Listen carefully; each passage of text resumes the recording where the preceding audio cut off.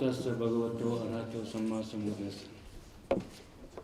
संस्थान के निदेशक प्रोफेसर वामचुकदेव जी नेगी जी, संस्थान के आदरणीय अध्यापक बंधुओं तथा संस्थान के कर्मचारियों और प्रिय विद्यार्थियों, आज हमारे संस्थान के लिए एक बहुत ही हर्ष की बात है कि आज हमारे बीच बौद्ध धर्म और दर्शन के प्रकांड विद्वान तथा भारत में तिब्बत की निर्वासित सरकार के पूर्व प्रधानमंत्री परम आदरणीय प्रोफेसर समदोंग रिम्पोचे जी पधारे हैं। जैसे कि हम सब जानते हैं कि हमारा संस्थान प्रतिवर्ष कुशोक बकुला जी के की यादगार में कुशोक बकुला स्मरण व्याख्यान माला का आयोजन करता है। इसके अंतर्गत प्रतिवर्ष बौद्ध धर्म और दर्शन से संबंधित किसी प्रकांड विद्वान को आमंत्रित करके उनसे व्याख्यान दिलवाता है। इस व्याख्यान माला के अंतर्गत जो विद्वान यहाँ पधार कर व्याख्यान प्रस्तुत करते हैं, उससे हमारे संस्थान के प्राध्यापकों, कर्मचारियों तथा विद्यार्थियों को अत्यंत लाभ हुआ है। तो इसी पूज्य बकुला रिम्पोचे जी व्याख्यान माला के अंतर्गत आज प्रोफेसर समदोंग रिम्पोचे जी हमें यहाँ पर एक बहुत ही महत्वपूर्ण विषय पर अपने गंभीर तथा विद्वतापूर्ण व्याख्यान प्रस्तुत करेंगे। इस व्याख्यान का विषय है कि केंद्रीय बौद्ध विद्या संस्थान लेह द्वारा बौद्ध धर्म दर्शन और बौद्ध धर्म से संबंधित अन्य विषयों पर जो थोड़ा बहुत योगदान प्रस्तुत किया गया है पूर्व काल।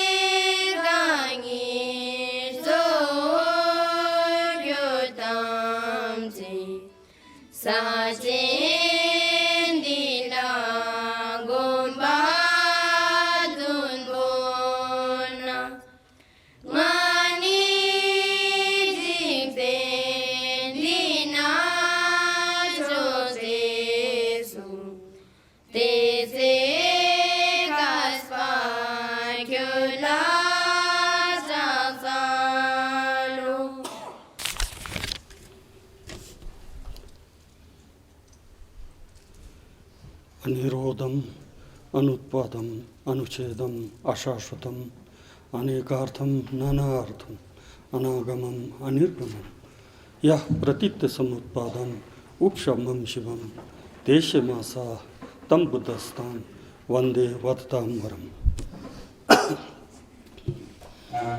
परम श्रद्धेय गुरुवर प्रोफेसर समदोंग रिम्पोचे जी, चांसलर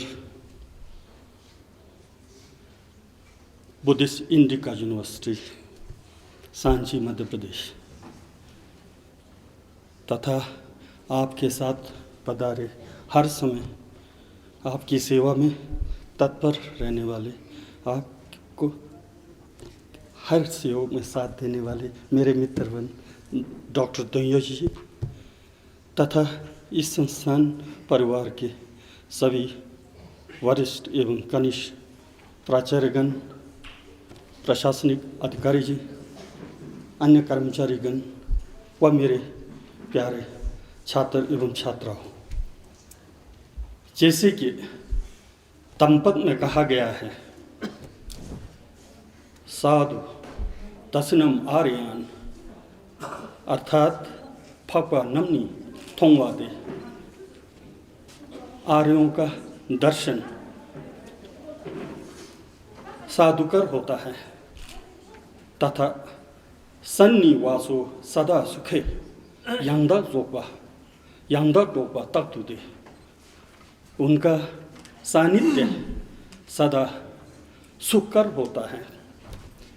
ग्रामेव यदि वारण्ये निनेव यदि थले यथा आर्यनाम विहारन्ति तम भूमि रामिनिकम, अर्थात खिम्मम यंगना नक्सलम सोअम होंते थंगयंगरों फाक्चो गंदु जुबाई साचो देनी न्यमृगा, चाहे वो ग्राम हो या चाहे वन हो या चाहे नदी के किनारे या खुले मैदान में हो, जहाँ कहीं भी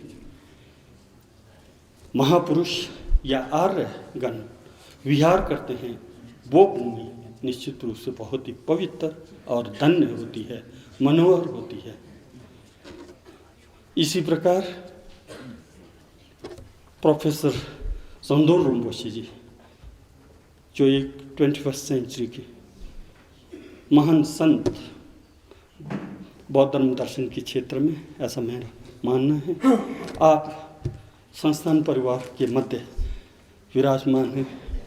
निश्चित रूप से सभी परिवार अपने को आनंद, खुश और सुखी का अनुभव कर रही है। इसके लिए मैं आपको संपूर्ण संस्थान परिवार की ओर से हार्दिक अभिनंदन करता हूँ, स्वागत करता हूँ और वंदन करता हूँ।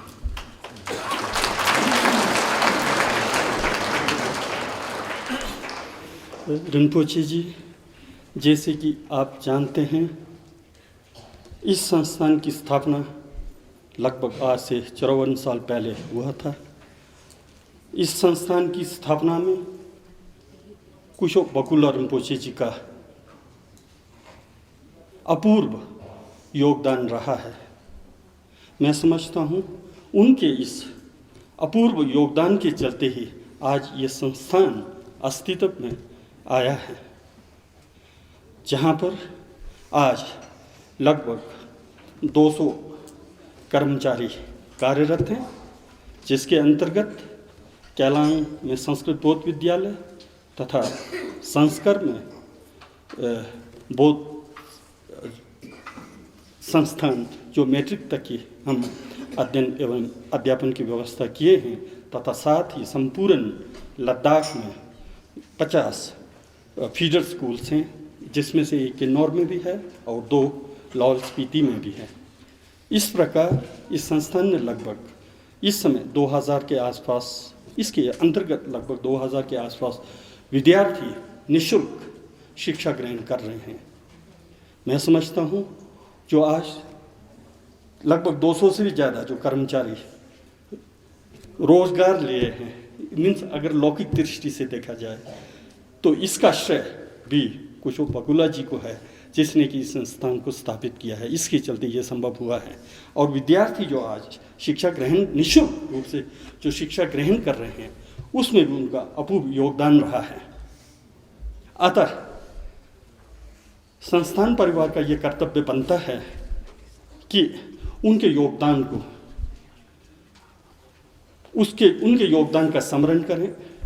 उसके लिए सबसे अच्छा माध्यम यही हो सकता है कि उनके नाम से जो है भाषण माला का व्यवस्था किया जाए। इसी को मद्देनज़र में रखते हुए गत 2004 से 2 दिन के लिए कुशो बकुला जी के नाम से व्याख्यान माला हम व्यवस्था कर रहे हैं। इसी संदर्भ में 2011 में रिम्पोछे जी आप यहाँ पर पधारे थे और गुरु तथा शिष्य के संबंध में आपने सारगर्भित अपना उपदेश या भाषण व्याख्यान आपने किया था, जो आज भी हमारे प्राध्यापक, अध्यापकगण एवं छात्रों के लिए एक प्रकार से प्रेरणा का स्रोत बना है। इस वर्ष मैंने सोचा कि इस संस्थान को स्थापित हुए, जैसे कि मैंने पूर्व में कहा, 54 साल बीत गए हैं। 2009 में आप लोगों ने जो स्वर्ण जयंती मनाया था, एक प्रकार से 54 वर्ष एक संस्थान के लिए कोई बहुत बड़ा लंबा समय नहीं होता, लेकिन एक व्यक्ति के जीवन में निश्चित रूप से मैं कह सकता हूँ 54 साल बहुत लंबा है। शिशु, बालक, युवा और प्रौढ़ में हम प्रवेश किए हैं। एक प्रकार से 54 साल जो है बहुत लंबा समय है। तो मैंने सोचा कि हमारा ये दायित्व बनता है, हमारा ये कर्तव्य बनता है कि जिन संस्थापकों ने एक दूरदृष्टि को लेकर, एक आशा को लेकर के इस संस्थान की स्थापना की थी, क्या उसमें हमने उनके आशाओं के अनुरूप कार्य किया है, कार्य संपन्न किया है? यदि उनकी आत्माएं इस संस्थान को देख रही होती तो क्या वो संतुष्ट होंगे? मैं समझता हूँ हमें पीछे मुड़कर देखने की सख्त आवश्यकता है। इस पर विश्लेषण होना चाहिए, इस पर चिंतन मनन होना चाहिए। क्यों अपना जीवन यापन करते हैं? यदि हमें इतना सुख और सुविधा उन लोगों के कारण हमें उपलब्ध हुआ है, तो क्या हम उनके आशाओं पर क्या सही में हम आकर्षित हैं? तो इसी को लेकर के मैंने इस साल जो है सोचा कि इस संस्थान का, ये संस्थान सामान्य दुनिया को के लिए जो है रिम्पोची जी हम लोगों का मार्गदर्शन करें, किस प्रकार की मोटिवेशन हमारे अंदर होनी चाहिए, कैसे हमारे बच्चे इससे प्रेरित होकर के अपने को आगे बढ़ाएं। मैं ये चाहता था, इसलिए मैंने सोचा कि इस विषय के लिए रिम्पोची जी से बढ़कर कोई दूसरा व्यक्ति नहीं हो सकता, क्योंकि आपका युवा अवस्था से लेकर शिमला हो, चाहे डलहौजी हो, चाहे दार्जिलिंग हो, आप शिक्षा संस्थान से जुड़े रहें और उसके बाद सारनाथ में लगभग 30 वर्षों तक कार्य किया शिक्षा के क्षेत्र में। इसी का परिणाम है कि आप जो है ऑल इंडिया यूनिवर्सिटी एसोसिएशन के अध्यक्ष तक गए और आज मध्य प्रदेश के यूनिवर्सिटी के आप जो है चांसलर तक बने हैं। जिसने संपूर्ण जीवन शिक्षा के लिए समर्पित किया है, तो मैं समझता हूँ रिम्पोची जी से बढ़कर हमारा कौन मार्गदर्शन कर सकता है। इसलिए मैंने इस विषय को चुना था रिम्पोची जी। जहाँ तक मेरा अपना व्यक्तिगत सोच है, प्राय में जब कभी भी हमारी जो छुट्टियों के बाद प्रारंभिक सत्र जब होती हैं, तो हम अध्यापकों के साथ एक दिन मिल बैठते हैं। तो उस समय मैं अध्यापकों से यही कहता हूँ कि देखिए, जिस प्रकार हम अपने बच्चों के लिए चिंतित होते हैं, हम अपने बच्चे के भविष्य के लिए हम चिंतित होते हैं, यदि उस प्रकार हमारे इन बच्चों के प्रति हमारे अंदर चिंता नहीं है, तो मैं कह सकता हूँ कि हम अपने कार्य से जो है हम न्याय नहीं कर रहे हैं। क्योंकि NU, दिल्ली यूनिवर्सिटी, BHU जैसे अन्य यूनिवर्सिटियों के समान लगभग हम सैलरी प्राप्त कर रहे हैं। तो इसको हमें विचार करना चाहिए। और जिस प्रकार हम अपने बच्चों के लिए चिंतित है, इन बच्चों की भविष्य के लिए हमको चिंता करनी चाहिए। एक दूसरी बात, हम सब बुद्धिस्ट हैं। बौद्ध धर्म जो भारतीय संस्कृति का एक प्रमुख अंग रहा है, उसके अनुकरण करने वाले हैं। और विशेष करके हम लद्दाख हिमालयन रीजन में तो हम पूरे बुद्धिस्ट हैं। जिस बुद्ध और धर्म और संघ की हम सेवा करते हैं, जिसमें हमारी श्रद्धा और निष्ठा है, जिन बुद्ध और बोधिसत्वों के थंका को बना करके हम अपने श्राइन रूम में रखते हैं, उन्हीं के द्वारा प्रतिपादित, उन्हीं के द्वारा उपदेशित ग्रंथों का अध्ययन और अध्यापन करना है। उससे बढ़कर और हमें क्या सौभाग्य, क्या और अच्छा कार्य मिल सकता है, उसमें संलग्न है। बौद्ध धर्म के प्रचार प्रसार में हो, अपने संस्कृति की संरक्षण के लिए हो, तो इसका आभास हमारे अंदर होना चाहिए, इसका एहसास हमारे अंदर होना चाहिए। ये मैं प्राय जब भी मिलता हूँ इन लोगों से कहता हूँ। और साथ ही साथ मैं कहता हूँ कि संस्थान जो एक प्रकार से विद्या का मंदिर है,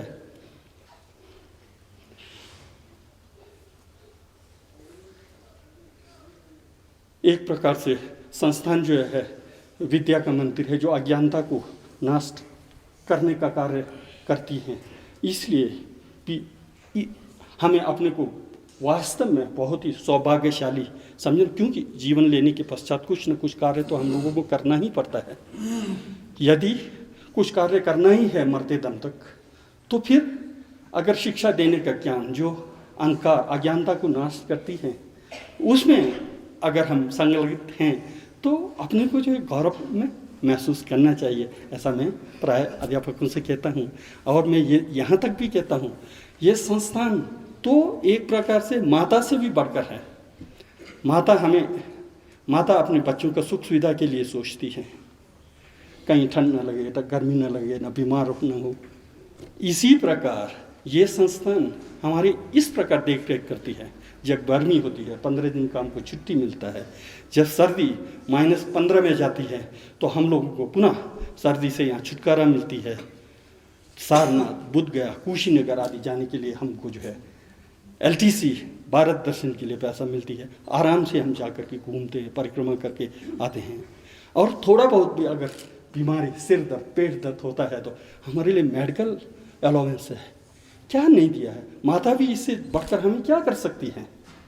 वो माता से भी बढ़कर ये संस्थान हमारे लिए कर रही है, दे रही है। बच्चों का फ्यूचर बना रहे, निःशुल्क शिक्षा दे रही है। गत वर्ष कैलकुलेशन किया था रिम्पोची जी मैंने, एक बच्चे के ऊपर प्रति माह 2000 रुपये खर्च आ रहा है।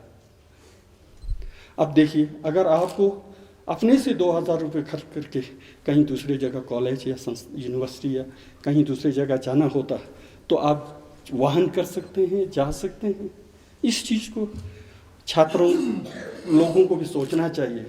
ये इस प्रकार का जो हम लोगों को जो अपॉर्चुनिटी मिला है, ये किसके कृपा से मिला है। ठीक है, अपना समय व्यर्थ नहीं करना चाहिए। ये सब जब कभी भी मैं बच्चों से मिलता हूँ, जो मन की बातें हैं वो अपने तरफ से कहता हूँ।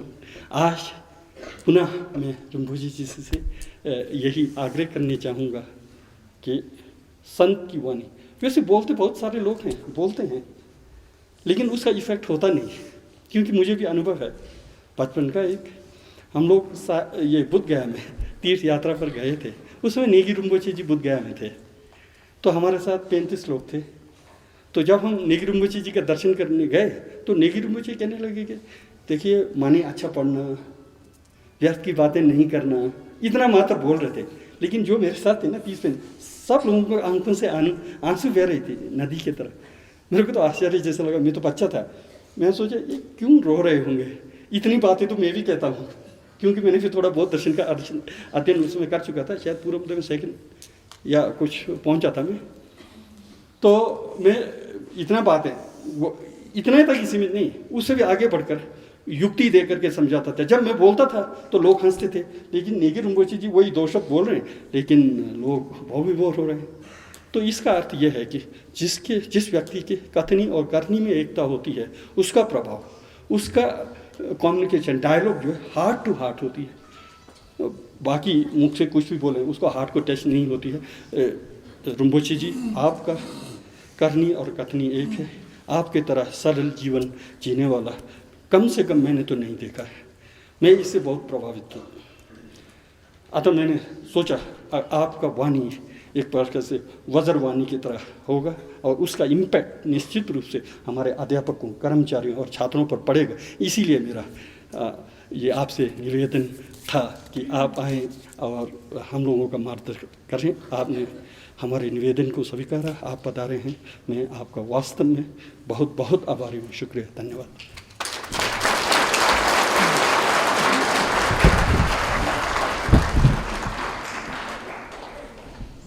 अभी प्रोफेसर वांगचुक दोरजे नेगी जी ने हम सभी को एक बहुत ही महत्वपूर्ण सूचना दी कि प्रोफेसर समदों रिंपोचे जी अभी हाल ही में मध्य प्रदेश के सांची में स्थापित बुद्धिस्ट इंडिका यूनिवर्सिटी के आप चांसलर या कुलपति आप नियुक्त किए गए हैं। तो ये हम सब के लिए बहुत ही हर्ष की बात है। तो हम सब संस्थान के सभी कर्मचारी और विद्यार्थी आपको इस महत्वपूर्ण नियुक्ति पर आपको हार्दिक बधाई देते हैं और हमारी शुभकामनाएं हमेशा आपके साथ हैं। अभी प्रोफेसर वांची दोरजे नेगी जी ने बकुला जी के बारे में बताया। बकुला जी का लद्दाख में शिक्षा के प्रचार में या लद्दाख में शिक्षा के विकास में कितना योगदान है, इस बात से पता लगता है कि लद्दाख ऑटोनोमस हिल डेवलपमेंट काउंसिल ने यानी लद्दाख स्वायत्त पर्वतीय विकास परिषद ने उनके नाम पर एक आंदोलन चलाया है जिसे हम कुशोक बकुला एजुकेशन कैंपेन के नाम से जानते हैं। और ये आंदोलन प्रतिवर्ष चलता है और इसके अंतर्गत लद्दाख के हिल काउंसिल के जो कार्यकारी परिषद है, मुख्य कार्यकारी परिषद है और जो पार्षद हैं, वे लद्दाख में जितने भी विद्यालय हैं उनमें शिक्षा के विकास के लिए और शिक्षा भविष्य में शिक्षा की क्या दशा और दिशा होगी इसके लिए इस पर विचार करते हैं और विद्यार्थियों में तथा अन्य बच्चों में शिक्षा के प्रति जागृति विकसित करने की कोशिश करते हैं। तो इससे हमें पता लगता है कि बकुला जी का लद्दाख में शिक्षा के प्रति बहुत महत्वपूर्ण योगदान है। पिछले वर्ष कारगिल का एक व्यक्ति आया था तो उसने बताया कि बकुला जी ने आपके लेह में ही नहीं हमारे कारगिल में भी वो आकर के उन्होंने शिक्षा के प्रति जागृति विकसित करने में उनका बहुत महत्वपूर्ण योगदान है। तो हम भी वो कारगिल वाले कह रहे थे कि हम भी कारगिल में जो शिक्षा का थोड़ा बहुत विकास हुआ है उसके लिए हम बकुला जी की बहुत ही आभारी हैं, उनका इस तरह किया था। तो ये एक तरह से बकुला जी के प्रति हार्दिक श्रद्धांजलि है। तो आपका कि आप केंद्रीय बौद्ध विद्या संस्थान लेह द्वारा हिमालय क्षेत्र में जो थोड़ा बहुत योगदान लेह क्षेत्र में हुआ है, लद्दाख में हुआ है, उसका हिमालय क्षेत्र के अन्य क्षेत्रों में किस प्रकार इस योगदान को धुत्ते कल्पना जलम गंभीर उदार मूर्तये नमन समन्ता बद्रया समन्ता तृष्ये।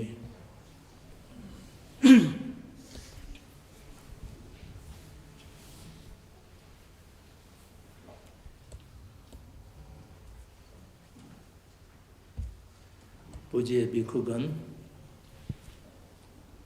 संस्था की निदेशक, मेरे पुराना सहयोगी युवा मित्र आचार्य वांचू दोरजे नेगी जी, जिनकी सहयोगी अध्यापक वृंद, कार्यकर्ता वर्ग, विद्यार्थी, छात्राएं, छात्र, सभी को सर्वप्रथम शुभकामनाएं देता हूं और अपना प्रसन्नित की अनुभव का अभिव्यक्त करता हूं।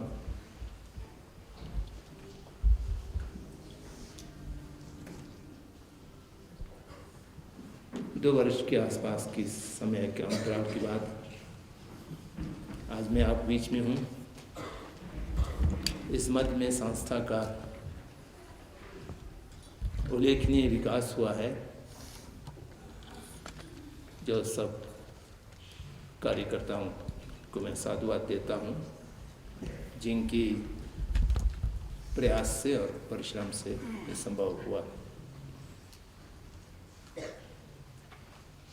आज का व्याख्यान का कार्यक्रम कुशल बकुला जी की अनुस्मृति में है, तो इसलिए स्वाभाविक है कि कुशल जी का स्मरण आना। कुशल बकुला जी बौद्ध शासन के लिए संपूर्ण जगत में, विशेषकर बौद्ध, भारतीय, मंगोलिया, ये परंपरागत बौद्ध देशों में उनका बहुत बड़ा योगदान रहा है। व्यक्तिगत रूप से मेरे ऊपर भी उनका बहुत कृपा और ऋण रहे हैं, बहुत लंबे समय तक।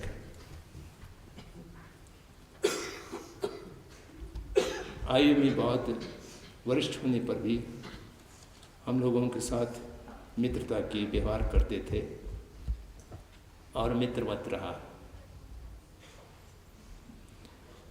मैंने उनका प्रथम दर्शन 1956 में संभवतः जोतोंग बिहार में किया था।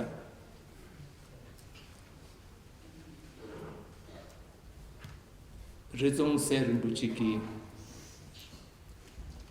गिशी के आयोजन में वो विशेष रूप से तिब्बत में आए थे। उस समय वो जम्मू कश्मीर की शासन में कोई महत्वपूर्ण पद संभाल रहे थे, तो 2-3 महीना तिब्बत में उन्होंने व्यतीत किया। तब उनसे बहुत विशेष परिचय नहीं हुए, दर्शन मात्र हुआ। रिजोंग से रिम्पोचे इस समय संपूर्ण गिलू परंपरा की उच्चतम संघनायक और शासक हैं, गदेन चिपा। वह आयु में और बिहार की कक्षों में हमसे बहुत अधिक वरिष्ठ थे, लेकिन हम दोनों एक गुरु जी से पढ़ते थे, तो इसलिए सहपाठी रूप में हम लोग रहा। उस समय 1956 और 57 में जो बकुला रिम्पोचे तिब्बत में गए थे, तो उन्होंने सारे तिब्बत की भविष्य को एक प्रकार से अनुमान कर लिया था, वहाँ पर क्या होने वाला है और किस पैमाने पर बौद्ध शासन का विनाश होगा, इसका अनुमान उनको लग गए थे। तो वहाँ से आकर के तत्कालीन प्रधानमंत्री जवाहरलाल नेहरू जी से उनकी लंबे मंत्रण हुआ। उन्होंने अपने सारे अनुभव का प्रस्तुतिकरण लिखित में उनको दिया, और तिब्बत नष्ट होने से पहले ही उनकी विकल्प व्यवस्था भारतवर्ष में बनाया जाना चाहिए, यह विचार उन्होंने प्रबुद्ध लोगों की सामने रखा। तो बहुत लोगों को कोई खास संवेदना नहीं हुआ, ऐसा होता ही है। परंतु नेहरू बहुत संवेदनशील व्यक्ति थे। उन्होंने कुशल साहब की बातों का महत्व को समझा, तो इसलिए उनके स्तर से जो कुछ प्रयास हो सकते थे उन्होंने किया उस समय।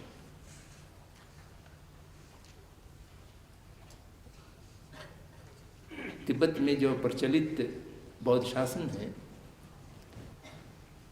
उसका विकास और उसके महत्व और उसकी विशेषता इस बात में रहे हैं कि वह न्याय प्रणाली के साथ शास्त्रार्थ के माध्यम से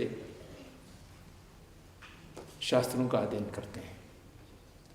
मात्र गुरु की व्याख्यान के ऊपर निर्भर न रह करके लंबे समय तक शास्त्रार्थ करने का ये नालंदा की परंपरा तिब्बत में प्रचलित रहा। वह एकमात्र कारण रहा कि तिब्बत में बौद्ध धर्म दर्शन और उसकी संपूर्ण वांग्मय एक प्रकार से जीवित हैं और इसलिए रह पाया क्योंकि आचार्य चंद्र रचित जिन्होंने बुद्ध धर्म की स्थापना तिब्बत में किया था, वो स्वयं एक विशेष न्यायिक विद्वान थे जिनके माध्यम से तत्व संग्रह नामक ग्रंथ रचित हुआ। कमल सिंह ने उसका टीका किया। तो ये बौद्ध न्याय के क्षेत्र में अद्वितीय स्थान रखते हैं। तो उन्होंने तिब्बत में अतुल्य महत्वपूर्ण कार्य बहुत किया है। उनमें से दो बातों को मैं विशेष उल्लेख करता रहता हूँ। एक तो यह कि उनके साथ आए हुए भारतीय भिक्षु और विद्वानों की संशय और विरोध को अनसुने करके संपूर्ण बौद्ध वाङ्मय प्रतिमुक्त सहित समस्त चीज तिब्बत में अनुवाद करने की अनुमति दी। न केवल अनुमति दी, उन्होंने बहुत प्रेरित किया सभी तिब्बती लोगों को। और तिब्बती की ही जो स्थानीय कुलपुत्र लोग हैं वह प्रवचित होकर के संघ तैयार करना चाहिए। हमेशा भारत और नेपाल से भिक्षु संघ को ले जाकर के वहाँ संघ का स्थापना स्थायी रूप नहीं हो सकेगा। और वाङ्मय का अध्ययन न्याय पद्धति से करना चाहिए। यह तीन जो विशेषता उन्होंने तिब्बत में किया है वह वास्तव में अत्यंत दूरदर्शी और तथ्यपरक निर्णय था, जिसके कारण आज संपूर्ण विश्व में तिब्बत को छोड़कर के कहीं पर भी संपूर्ण बौद्ध वाङ्मय, जिसमें शार्वाकियान, प्रतीकबोधयान, बोधिसत्वयान, तंत्र, सूत्र, सबका अध्ययन और वह भी अत्यंत गंभीरता से जो जीवित रहा है, ये उनका ऋण है। तो बकुला सर ने इस बात को देखा कि अगर तिब्बत में धर्म का क्षय होगा भविष्य में, तब भारतवर्ष में शास्त्रार्थ के माध्यम से जो धर्म दर्शन का अध्ययन करने की परंपरा है वो यहाँ पर जीवित रहना चाहिए। तो इस संस्था को स्थापित किया। इसका प्रारंभिक नाम लद्दाख सेंजी लाप्टा रखा गया था। सेंजी लाप्टा का अर्थ है कि यह शास्त्रार्थ के माध्यम से, सेंजी रिपा के माध्यम से विषयों को अध्ययन करें। यह हम लोग जब शरणार्थी होकर के 1949 में भारतवर्ष में पहुँचे थे, तो ये संस्था नए स्थापित हुए थे। तो शरणार्थियों में से कई लोग यहाँ आकर के शरण भी मिला और जीविका भी मिले और इस संस्था में काम करने योग्य हुआ। बकुला जी की प्रेरणा से तिब्बत में विनष्ट होने वाले संपूर्ण ग्रंथ को बचाने की उद्देश्य से गंगटोक में नामजली इंस्टीट्यूट ऑफ टिबेटोलॉजी बना। उसमें भी कुशोत्सव का बहुत योगदान था। उस समय राजा सब का भी, सिक्किम राजा का भी योगदान थे, लेकिन उनके जो विचार था वो कुशोत्सव ने बीज के रूप में दिया था। तो काफ़ी मात्रा में तिब्बत से ग्रंथों का आयात करने की अवसर मिला। आज भी वह एक शोध, अच्छा शोध संस्था के रूप में प्रचलित हैं। और उस साथ साथ थेरावादी बौद्धों की पाली का अध्ययन के लिए भी जगदीश कश्यप के नेतृत्व में नालंदा में पाली संस्था बना। इस समय और विशेष रूप से पाली त्रिपिटक भारतीय देवनागरी के अक्षर में प्रकाशित करने आदि में नेहरू जी का बहुत ही रुचि थे, योगदान थे, और सब कुशल सबके प्रभाव थे। इस क्रम में लद्दाख बुद्ध विहार भी स्थापित हुआ। कालांतर में जो पहले जिस तरह से सोचा गया था वैसा नहीं हुए, परंतु उसके मूल विचारों में वहाँ पर भी एक विहार की और एक बहुत विशाल ग्रंथ की और एक संस्थान की और एक स्कूल की स्थापना की परिकल्पना थी। स्कूल कुछ समय तक चला, बाद में केंद्रीय स्कूल के रूप में परिणित हुआ, और ग्रंथालय बहुत विकसित नहीं हुए, शोध संस्था खुल भी नहीं पाए। लेकिन इन सब के विचार कुछ सबके मन में थे कि भारत की राजधानी दिल्ली में भी सीमांत क्षेत्र के लोगों की अध्ययन, अध्यापन, शोध और आधुनिक शिक्षा आदि सबसे लाभान्वित होने के लिए वहाँ पर सुविधाएं होना चाहिए, ऐसा सोचा गया था। नेहरू जी के सहयोग से सब बना। 1960 से बकुला जी के साथ मेरे निकट मित्रता संबंध हुए। डलहौजी में टिओचुपिन मुंशी की लामरिन चिमो का उपदेश था। वहाँ पर आने के बाद जम्मू से आकर के शामिल हुआ और हम लोगों के साथ बातचीत होते रहते थे। तब से लेकर के उनकी जीवन पर्यंत बहुत निकट संबंध रहा। जब उनको मंगोलिया में भारत की राजदूत के रूप में नियुक्त हुआ तो हम लोगों ने एक लघु समारोह इंडिया इंटरनेशनल सेंटर में किया था। तो मुझे याद है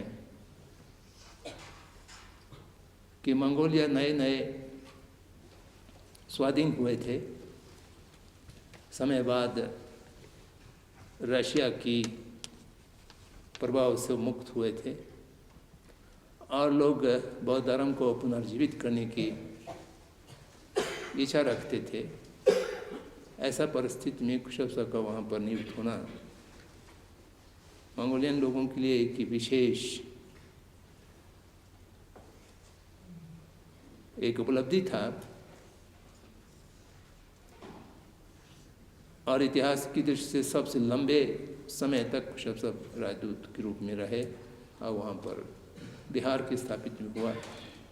और मंगोलिया में इस समय जो बौद्ध धर्म की पुनरुद्धार ठीक ढंग से हो पाया है, इसमें मैं समझता हूँ अत्यंत महत्वपूर्ण योगदान कुशोत्सव बकुला जी का रहा है। एक राष्ट्र जो 13वीं और 14वीं शती से बौद्ध अनुयायी थे और लगभग 60 वर्ष तक वहाँ पर सारा बौद्ध धर्म और शासन नष्ट हुआ। उसके पश्चात सही ढंग से पुनः उदार होना, पुनः स्थापित होना, ये शासन के लिए छोटे काम नहीं थे। इन सब के माध्यम से, और विशेष रूप से तिब्बती शरणार्थियों को, और तिब्बती शरणार्थियों में भी जो बिहारों में रहने वाले भिक्षु सेमिनरी लोग थे, उनकी पुनर्स्थापना जहाँ जहाँ पर भी हुआ है वहाँ पर कुशोत्सव का बहुत योगदान रहा है। तो हम कुशोत्सव की सारे कार्यों को, उनकी जीवन की जो महत्वपूर्ण योगदान बौद्ध शासन किया है, उनको स्मरण करते हुए श्रद्धांजलि अर्पित करके, और इस व्याख्यानमाला में मुझे सहभागी होने का सौभाग्य प्राप्त हुआ है, उसके लिए आचार्य वंचुदू जी नेगी जी को मैं साधुवाद देता हूँ। आज के विषय में जो आपने रखा है कि यह केंद्रीय बौद्ध संस्था जो सोलंगसर में स्थापित हुआ है, जिनके साथ मैं काफ़ी लंबे समय तक संबद्ध रहा हूँ, और यह आज सही दिशा में विकास हो रहा है, इनका योगदान संपूर्ण विश्व में होगा।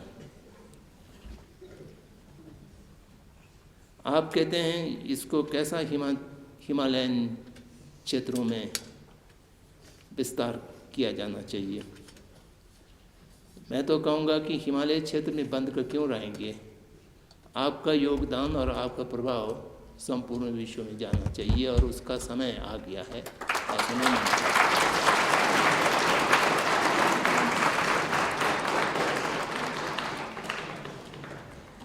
ये मैं अतिशय युक्ति के रूप में नहीं कह रहा हूँ, इसके पीछे बहुत सा तथ्य हैं जिसकी ओर मैं आपका ध्यान आकृष्ट करना चाहूँगा।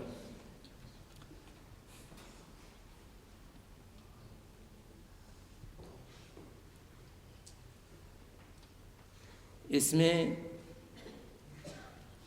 विश्व में आज धर्म, दर्शन और साइंस की क्या परिस्थिति हैं, इस पर एक दृष्टि डालना पड़ेगा। और दूसरा, बौद्ध धर्म, दर्शन और संस्कृति का क्या परिस्थिति आज हैं, और उसकी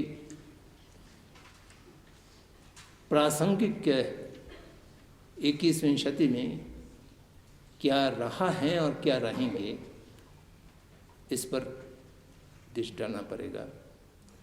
और तीसरा,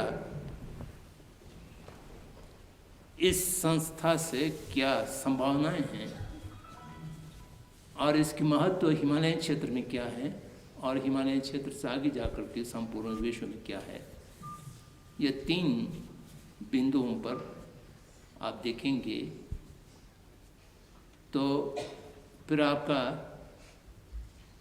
संभावनाएं समझ में आएगा, और उन संभावनाओं के साथ आपकी उत्तरदायित्व, आपके कर्तव्य क्या है, वो भी आप ठीक ढंग से देख पाएंगे।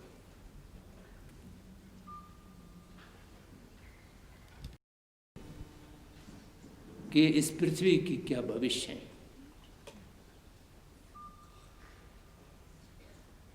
एक ओर से हम कहते हैं कि मानव ने बहुत विकास कर लिया है, और उस विकास की क्षेत्र बहुत विशाल हैं। संक्षेप में कहें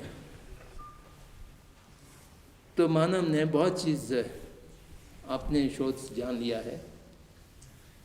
साइंस, प्रौद्योगिक के विकास इतना चरम सीमा पर पहुंच गए हैं, तो हम चंद्र पर तो कब्जा कर ही लिए हैं, और चंद्र आगे जाकर के अन्य ग्रहों पर भी हम अपने प्रभुत्व जमाएंगे।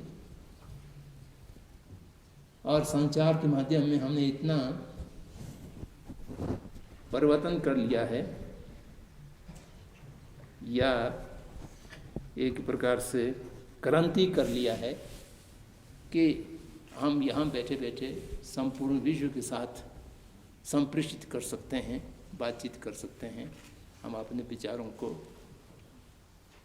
आज की भाषा में कहा जाए तो हम अपने विचारों को बाजार में बेच सकते हैं। इस विकास ने मनुष्य को क्या दिया है, इस पर चर्चा बहुत नहीं होते हैं। चर्चा करने से लोगों को घबराहट मालूम होता है और लज्जा मालूम पड़ता है, शर्म लगता है कि हमने क्या कर दिया। हम समय के अभाव में विस्तार में जाने की अवकाश नहीं है, इसलिए मैं बिंदुओं में आपको बताता हूँ।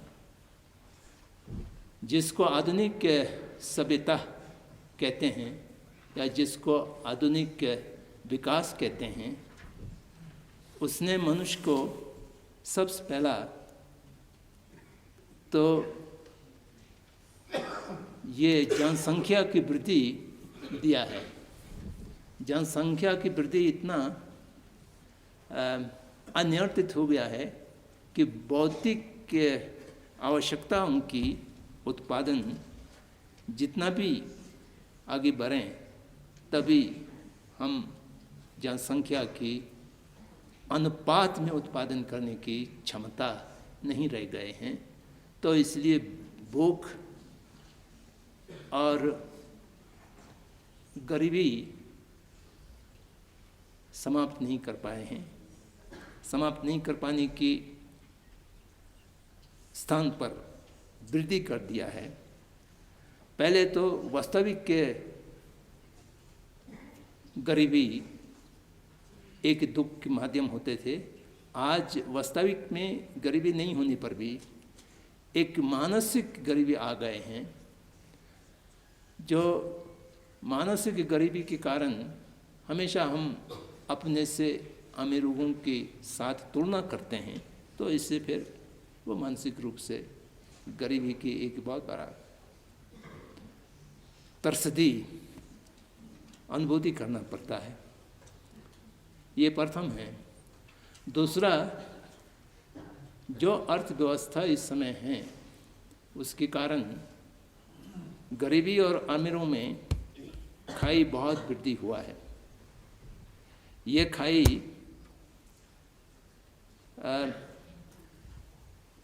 उपमहाद्वीपों की मध्य में देखा जा सकते हैं, पश्चात और उत्तर, और महाद्वीपों के मध्य में जो अनेक देश हैं उनके बीच में देखा जा सकते हैं, और एक एक राष्ट्र के अंदर उनकी जनसंख्या में ये देखा जा सकते हैं। जितना अमीरता की वृद्धि हो रहा है उस अनुपात में ही गरीबी का भी वृद्धि हो रहे हैं।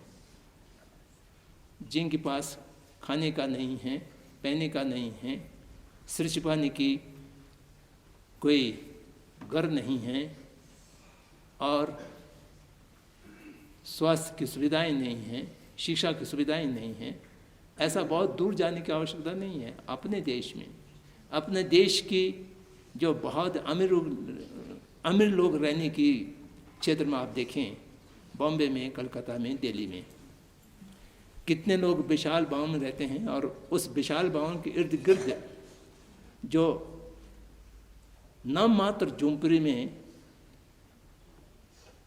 एक एक 10 बाय 10 की जगह पर 8-8, 9-9 सारे परिवार रात को सिकुड़ कर सोते हैं, और दूसरा दिन क्या खाएंगे उसकी कोई ठिकाना नहीं। ऐसा भी आप देखा जा सकते हैं। तो ये अमीर और गरीब की जो खाई है, ये हमारा दूसरा चुनौती है, समस्या है। और तीसरा हिंसा है। हिंसा मनुष्य के समाज में कोई नए तो नहीं है। जब से मानव समाज बने हैं वह क्लेश रहित नहीं था, वो क्लेश सहित था। तो इसलिए राग द्वेष होता ही था, और हिंसा होता ही था। लेकिन प्राचीन काल में हिंसा कोई विशेष उद्देश्य होता था। कोई राजा महाराजाओं ने युद्ध किया है तो वो क्षेत्र की विजेता के लिए, दिग्विजेता के लिए, अपने प्रजा की सीमा बढ़ाने के लिए, और वो एक जीतते थे, एक हारते थे, और हारने वाला आत्मसमर्पण करते थे, हिंसा या युद्ध खत्म होता। वो अपने को अपने प्रतिपक्ष के सामने जाकर के हिंसा करना पड़ता था। एक आदमी कितना आदमी मार सकता है? 1 2 3 4 मार लेंगे, फिर खुद भी अपने जीवन को गंवाना पड़ सकते हैं। उसमें एक संतुलना था। आज हिंसा में वो संतुलना नहीं है। कोई आदमी बहुत दूर सुरक्षित जगह पर बैठे हुए एक बटन दबाया और संपूर्ण जनपद को, नगर को लाखों आदमी के सहित विनाश की कारागार में फेंक दिया जाए, ऐसा जो हिंसा की उपक्रम है उसको वृद्धि कर दिया गया है। हिरोशिमा नागासाकी का अनुस्मरण अभी हमारा मस्तिष्क में बहुत स्पष्ट है, हम भूले नहीं हैं। और इतना ही नहीं, आज सब लोग कहते हैं हिंसा बहुत वृद्धि हो गए हैं। आप लोग तो हमेशा जहाज से यात्रा करते होंगे। जहाज से यात्रा करते हुए हर आदमी से कितना भयभीत हैं।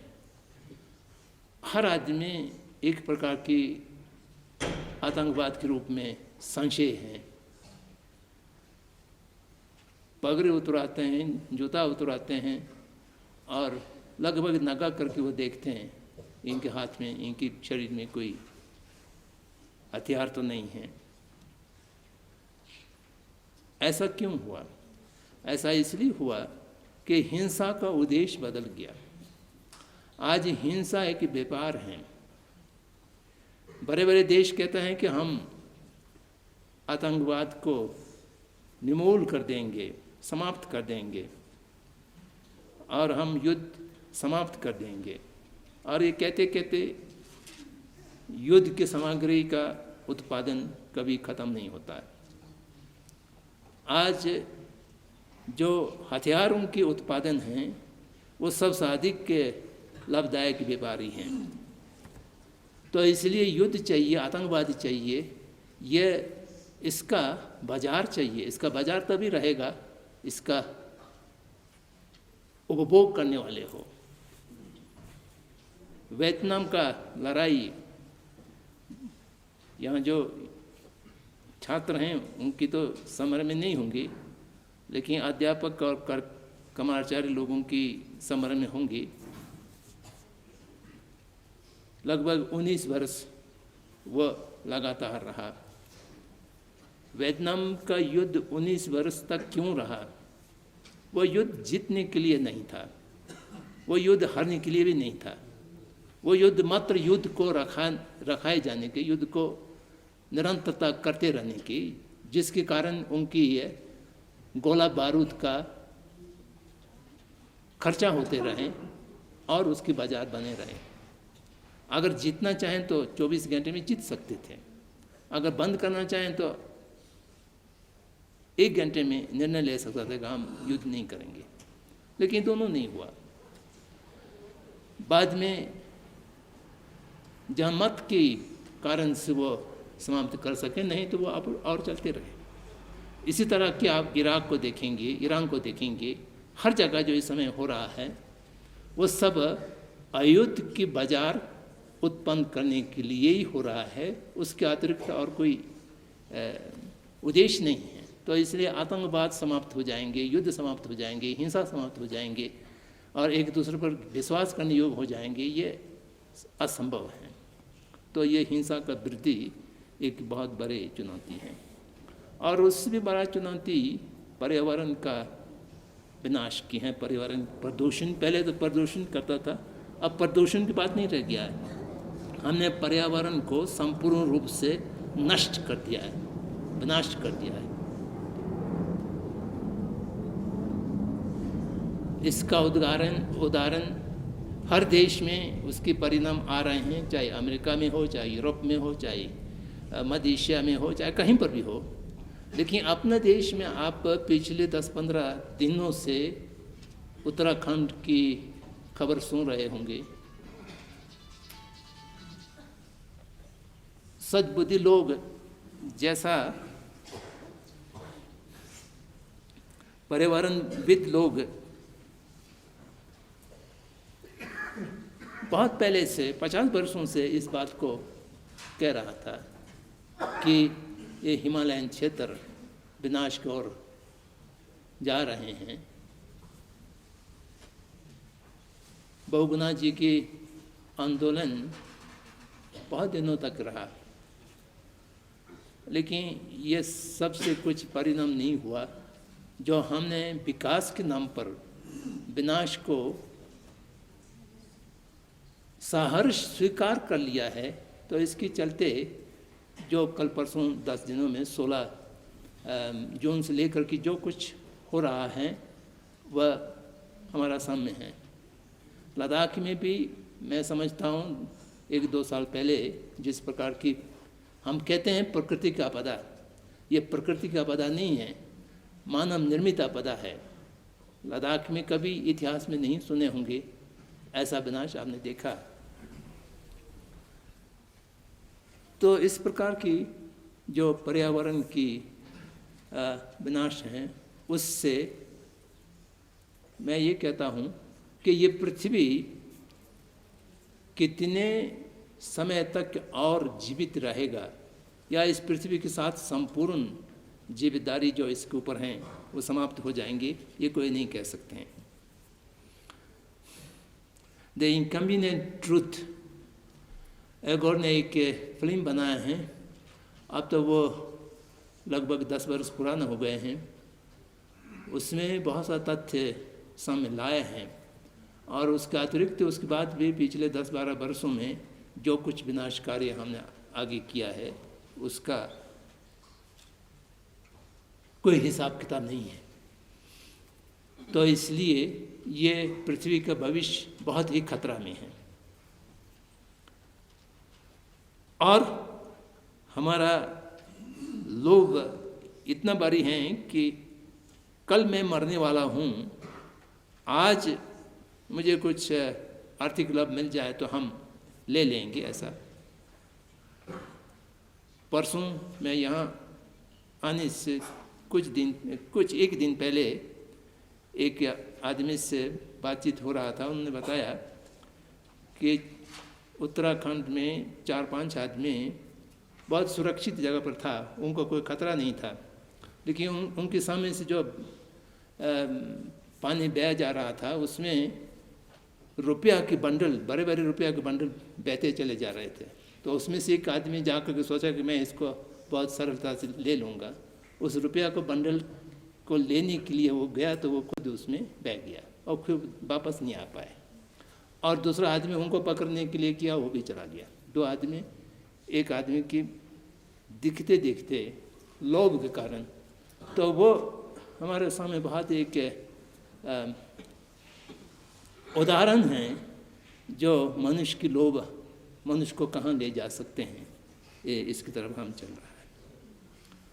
तो अंतिम ही हमारा चुनौती है तथाकथित धार्मिक असहिष्णुता। धार्मिक असहिष्णुता होता नहीं है। कोई धार्मिक होगा तो असहिष्णु नहीं हो सकेंगे, और कोई असहिष्णु होगा तो धार्मिक नहीं हो सकेंगे, वो तो साफ बात है। लेकिन आधुनिक सभ्यता ने इस शब्द को बनाया है धार्मिक असहिष्णुता। धर्म के नाम पर, धर्म समाप्त हो जाने के बाद धर्म के नाम पर जो हम लोग एक दूसरे से विभाजित हो रहे हैं और क्रोधित हो रहे हैं, लड़ रहे हैं, हिंसा में उतर रहे हैं, ये आज भी जगह जगह पर दिखाई में देने लगता है। तो इन 5 जो चुनौतियां हैं, इस चुनौतियों से आधुनिक साइंस कुछ भी नहीं कर सकते हैं। आधुनिक साइंस वालों ने हाथ खड़ा कर दिया है। 10-12 वर्ष पहले लोग कहते थे, आधुनिक साइंसदान कहते थे कि हाँ पर्यावरण में कुछ नुकसान हुआ है, लेकिन हम ऐसा कोई खोज कर लेंगे कि उसको हम ठीक कर लेंगे। साइंस में ऐसा कोई चीज़ मिल जाएगा कि पर्यावरण के प्रदूषण को हम पुनरुद्धार कर लेंगे। लेकिन आज वो सब चुप है। आज वो स्वीकार करते हैं कि हम कुछ नहीं कर सकते हैं। साइंस और प्रौद्योगिकी के पास कोई भी ऐसा चीज़ नहीं है जो आज की चुनौतियों को सामना कर सकें। तो ऐसा परिस्थिति में सभी लोग पुनः भारतीय प्राचीन सभ्यता की ओर, भारतीय प्राचीन विद्याओं की ओर आकर्षित हुआ है। ये संपूर्ण विश्व में इस समय एक नए मैं तो इसको एक नए लहर के रूप में देख रहा हूँ। जिस तेजी से बौद्ध धर्म, वह भी तिब्बती भाषा में संग्रहित संरक्षित बौद्ध धर्म की परंपरा संपूर्ण विश्व में पिछले 50 वर्षों में जो फैला है, वह एक लोक भाषा में जंगल का आग की तरह वो फैले हैं। आज संपूर्ण विश्व में ऐसा कोई भी राष्ट्र नहीं मिलेंगे जहाँ पर 5-10 धार्मिक केंद्र या भावना केंद्र या अध्ययन केंद्र बौद्ध धर्म दर्शन से संबंधित नहीं मिलते हो। और उसके साथ थेरावादीन बौद्धों का भी विस्तार हुए हैं और जैन बौद्धों का भी विस्तार हुए हैं, और जितना भी एशिया की जो बौद्धों की परंपरा है वो उसका विस्तार हुआ है। भारतवर्ष में भी बौद्ध पुनर्जागरण बाबा साहब भीमराव अम्बेडकर ने एक नए दिशा दिया था। उसकी प्रक्रिया में आज जो मैदानी क्षेत्र या मध्य भारत में आप देखें तो बाबा साहब का अनुयायी लोग तो है ही हैं। उसी प्रकार से शाक्य लोग, शाक्य मुनि की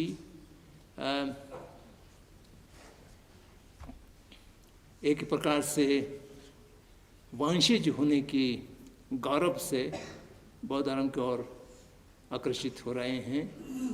और उस प्रकार से अनेक जो विद्या के क्षेत्र पर अपने को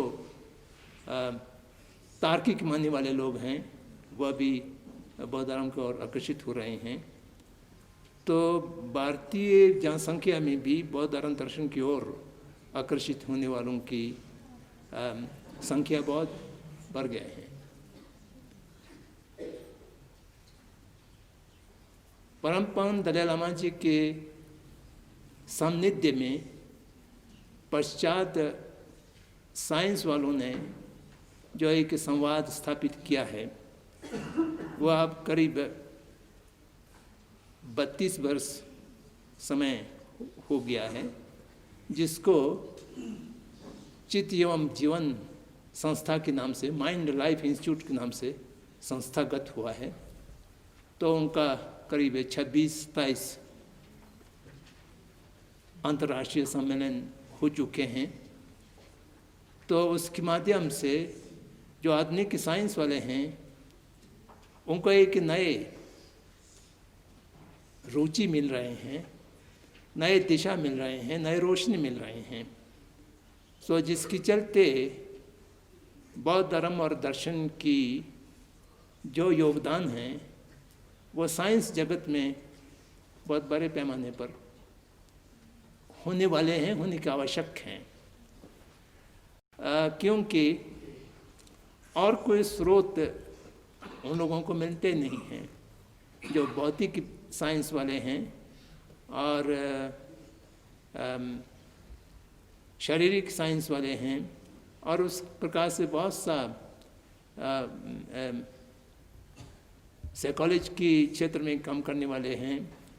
और उन सब कि जो अध्ययन की दिशा है वह बौद्ध साइंस और बौद्ध दर्शन दोनों से बहुत कुछ नई दिशा मिलने की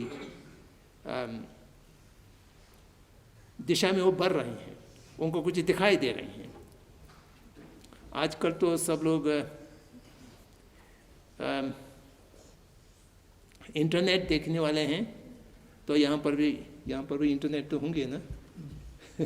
इंटरनेट में आप देखें, माइंड लाइफ की संस्था के माध्यम से गत 10-12 वर्षों में जो पश्चात की कोई 30,000 विद्यार्थियों के साथ जो प्रयोग हुआ है और उससे क्या परिणाम मिले हैं, उनको देखेंगे तो आपको समझ में आएंगे कि आज दुनिया किस दिशा में चल रही है। अब उसका शाखा यूरोप में खोल गया है, उसका शाखा भारत में भी इस वर्ष के अंत तक या अगले वर्ष के प्रारंभ में खुल जाएंगे। तो ये एक बहुत नए क्षेत्र हैं और नए विस्तार के क्षेत्र हैं। तो मैं ये कहना चाह रहा था कि जो संपूर्ण विश्व की आज जो वास्तविक परिस्थिति हैं वह एक नए दिशा की खोज के लिए मजबूर हैं, विवशता है। अगर कोई दिशा नहीं नया खोजेंगे तो उनका भविष्य कुछ भी नहीं है, अंधकार है, ये सब जानते हैं। तो इसलिए ये संपूर्ण जगत की स्थिति से और आपने बौद्ध धर्म दर्शन की प्रासंगिकता की परिस्थिति से मैंने अभी बताया, जो माइंड लाइफ की कार्य हैं और उस प्रकार से अनेक दूसरा कार्य भी हैं। कैलिफोर्निया में कुछ लोग हैं, वह छोटे बच्चों से लेकर के 8वीं कक्षा तक विद्यार्थियों के बीच में मैत्री करुणा की शिक्षा को कैसा ले जाना चाहिए और उससे उनकी शैक्षिक जीवन में क्या अंतर आता है, वो भी हजारों की संख्या के विद्यार्थियों के साथ प्रयोग कर रही हैं और बहुत उत्साहवर्धक नतीजा निकल रही हैं, उसकी परिणाम हो रहा है। उन सब को देखते हुए आज की भाषा में, आज की जो अमेरिका और यूरोप की भाषा में मैं कहूँ तो बौद्ध धर्म दर्शन का बाज़ार बहुत मिलने वाला है आगे, इसका बाज़ार बहुत विस्तार होने वाले हैं। अगर ये कोई बेचने वाला हो तो उसको बाज़ार की कमी नहीं रहेगा। तो ये हमारे विद्या की ये परिस्थिति है और इस विद्या की परिस्थिति के साथ इसके महत्व को जान करके स्वार्थ सिद्ध करने वाले भी कम नहीं हैं। उन लोगों से भी हम लोगों को सतर्क रहना होगा, ऐसा भी बहुत लोग हैं। एक नालंदा के नाम से विश्वविद्यालय खुलने की योजना बहुत प्रसिद्ध हुआ, बिहार सरकार ने भूमि भी प्रदान किया। आज वो बहुत सक्रिय नहीं हैं, लेकिन वह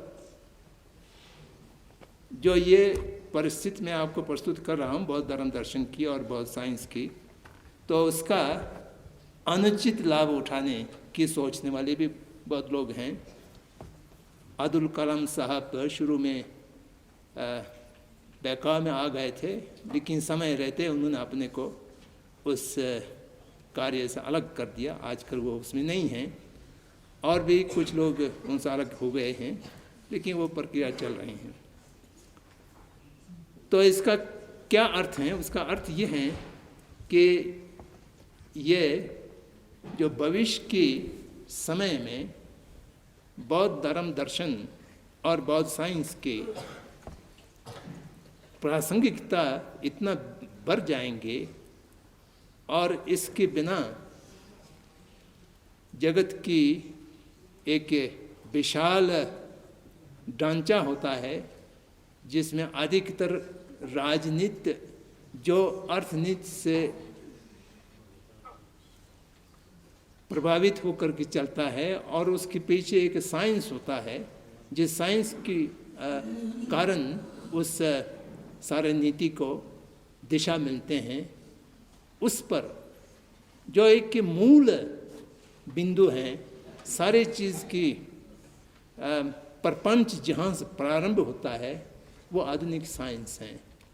आधुनिक साइंस में जब बौद्ध साइंस का योगदान मिलेगा या बौद्ध साइंस का मार्गदर्शन मिलेंगे तो बहुत स्पष्ट हैं कि लोग इसकी ओर आकर्षित होंगे और इससे लाभान्वित भी होंगे। तो ऐसा परिस्थिति में बौद्ध धर्म दर्शन की अध्ययन की जो योगदान हैं वो संपूर्ण विश्व में होने वाले हैं और वह एक प्रकार की अपरिहार्य एक आवश्यकता बन धर्म के साथ भी जोड़ा जा सकता है। जो बौद्ध दर्शन और बौद्ध साइंस का अध्ययन करना और उसकी ओर आकर्षित होना लोगों की व्यवस्था है, तो ये बहुत साफ हो चुके हैं। तो इसमें हम लोगों का कर्तव्य बनते हैं, तो ये अर्जन करना ये हमारा कर्तव्य हो जाता है। तो इस दृष्टि से इस संस्था का जो दृष्टि होंगे वो संपूर्ण विश्व के हित के लिए रखना चाहिए और वो यथार्थ में होंगे। वैसा भी हम लोग अपने को महायानी अनुयायी मानते हैं, तो के लिए होगा। संपूर्ण विश्व में आपकी संस्था से बहुत बड़ा योगदान दे सकेंगी और वह देना आपकी दायित्व है। अब वो होगा कैसा? कम तो स्थानीय सी होता है। अंग्रेज में कहावत वो सही माना जा सकते हैं, think globally and act locally. कार्यान्वयन करेंगे जहां आप पहुंच सकते हैं। आपके सामने कोई दुखी मनुष्य होंगे या आपके सामने कोई दुखी प्राणी होंगे, उसका हित हम कर सकते हैं। हम सारे समस्त जगत को नहीं पहुंच सकते हैं, जहाँ जहाँ हम हमारा पहुंच है वहाँ तक हम काम कर सकते हैं। तो इसलिए कार्यान्वयन स्थानीय रूप से ही करना होगा।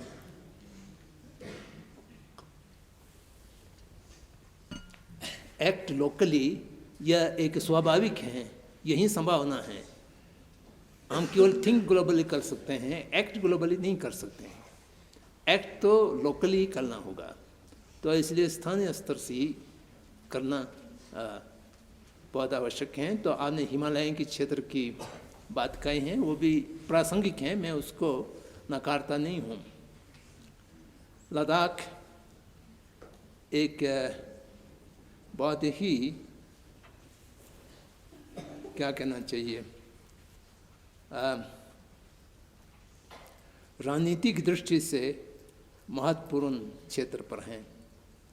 आजकल की भाषा में स्ट्रेटेजिक ये बहुत महत्वपूर्ण शब्द हो गया है। तो हर क्षेत्र और हर प्रजा कोई न कोई रणनीति की दृष्टि से उसके महत्व का अंक आ जाते हैं।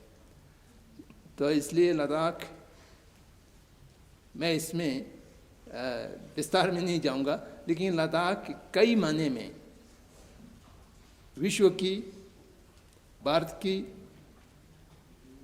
और भारत, चीन, पाकिस्तान, इन सब को मिला जुला आप देखें तो उन सब की दृष्टि से राजनीतिक, आर्थिक, सामाजिक, सुरक्षा और संरक्षण, इन सब की दृष्टि से एक महत्वपूर्ण स्थान पर हैं। तो इसलिए इस महत्व को समझते हुए आप जगत की हित और राष्ट्र की हित दोनों को दृष्टिकोण में रखते हुए अपने अध्ययन और अध्यापन की और शोध की माध्यम से काम किया जा सकता है। आपका यहाँ जो अध्ययन अध्यापन हो रहा है वो तो बहुत ही अच्छे हैं, जिससे साधारण लोगों को भी लाभान्वित हुआ है। और बिहारों में जो आपकी स्कूल्स खुले हुए हैं, विद्यालय खुले हुए हैं, उससे बिहारों को भी बहुत लाभान्वित हुआ है। उससे भविष्य में एक नए प्रकार की भिक्षु भिक्षुणी लोगों का तैयार होने की संभावना बढ़ गया है। और अरुणाचल प्रदेश में क्या क्या हो रहा है उससे संपूर्णतः आप सूचित हो, ऐसा कोई आवश्यक नहीं है। तो इसलिए एक परस्पर संबंध के माध्यम से इससे एक तो ये लाभ होगा कि कोई कार्य पुनरावृत्ति नहीं होंगे और अनावश्यक शक्ति क्षय नहीं होंगी वित्तीय और मानव की। और इसलिए और दूसरा विचारों की और शोध के आदान प्रदान से एक दूसरे की ज्ञान वृद्धि होंगी और साझा रूप से और एक तरह से सहयोग दे करके बड़े बड़े कामों को किया जा सकता है। तो ये आपकी प्राथमिक जो कार्यान्वयन कर सकने वाले संभावनाएं हैं उसकी ओर मैं आपकी ध्यान आकर्षित कर रहा हूँ। और फिर यहाँ की स्थानीय दृष्टि से कई महत्वपूर्ण चीज आपको करना चाहिए और आप कर सकते हैं।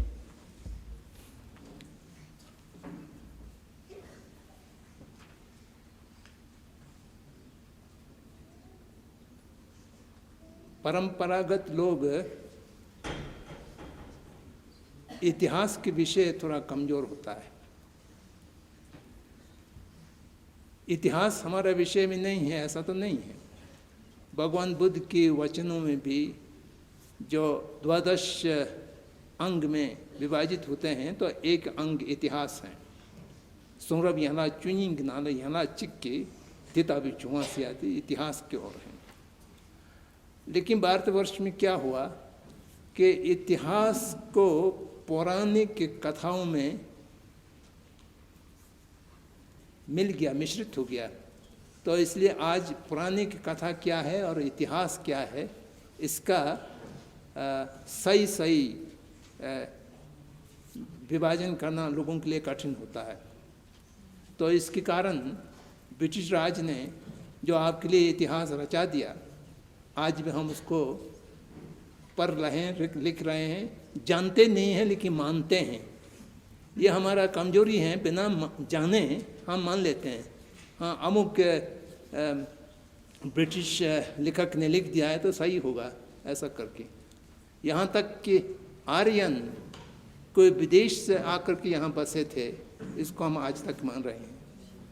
अब इस समय जो एक नए साइंस आया है, आनुवंशिक साइंस,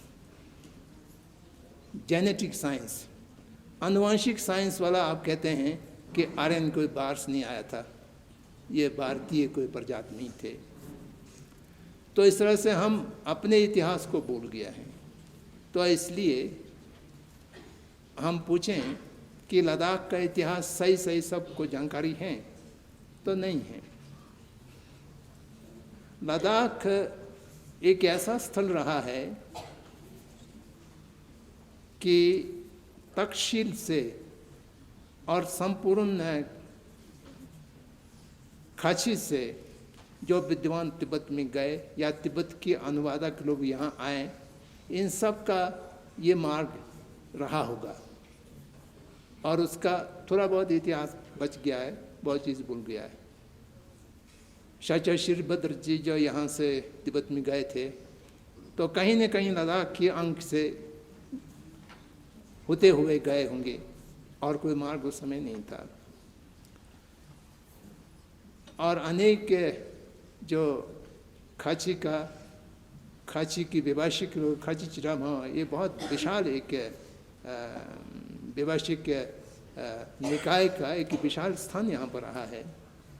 तो इसलिए लद्दाख और कश्मीर और उसके अंग अभी जम्मू भी हैं, ये सब तहसील की क्षेत्र की, तहसील तो आप पाकिस्तान में चला गया लेकिन उससे संबंधित क्षेत्र हैं। इसमें हमारा प्राचीन बौद्ध इतिहास क्या रहा है और हमारा पुरातन चीज़ क्या रहे हैं, पुरातत्व जो सामग्री हैं, मैं समझता हूँ कि कश्मीर में तो 90% अज्ञात हैं। वहाँ पर कोई पुरातत्व विज्ञान की कार्य नहीं हुआ, पुरातत्व विद्या की कार्य नहीं हुआ, खुदाई वगैरह कुछ भी नहीं हुआ। आज हम बहुत चीज़ों में पढ़ते हैं, खज टूंजरपे में अनुपम कोई नगर रहा होगा, वो कहाँ रहा होगा, और रिंचिन बेबेतुल्ला खां धर्मगुप्त बिहार, वो सब हम आज पढ़ते हैं अपने ग्रंथों में, लेकिन वो कहाँ पर हैं उसका उत्खनन नहीं हुआ, खुदाई नहीं हुआ, उसका पहचान नहीं हुआ।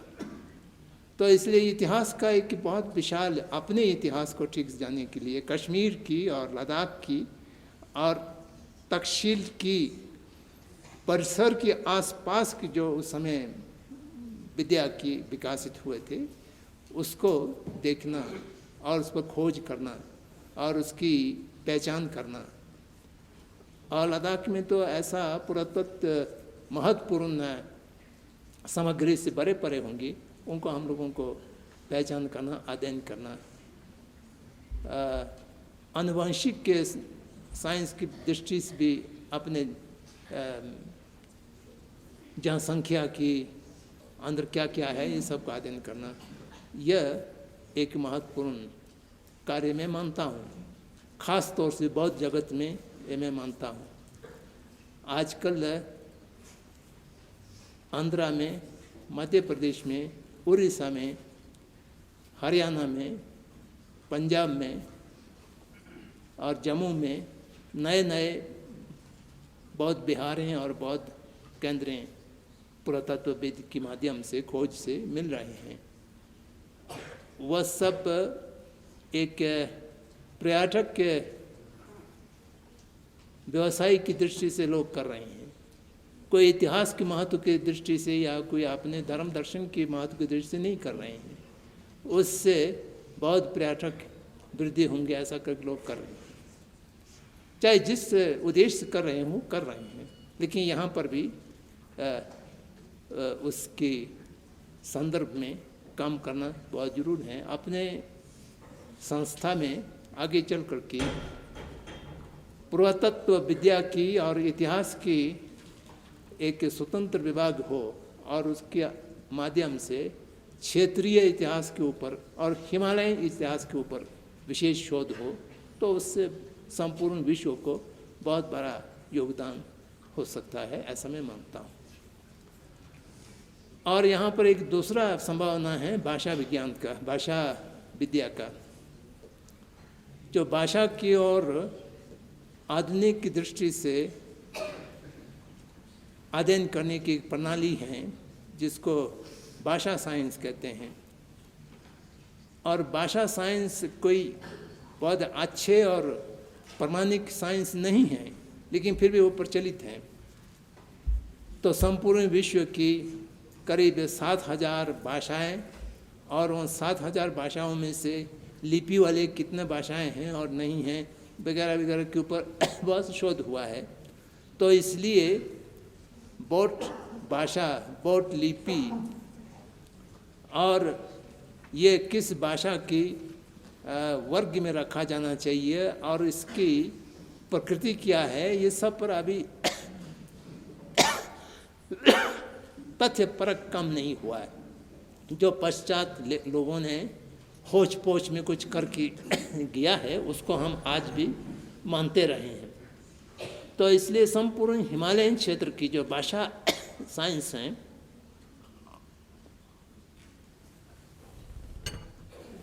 इस पर कार्य नहीं हुआ है, जिसके चलते बोटी भाषा को अनुच्छेद में डालने के लिए जो काम कर रहे हैं उसका भी कोई पृष्ठभूमि नहीं मिलता है।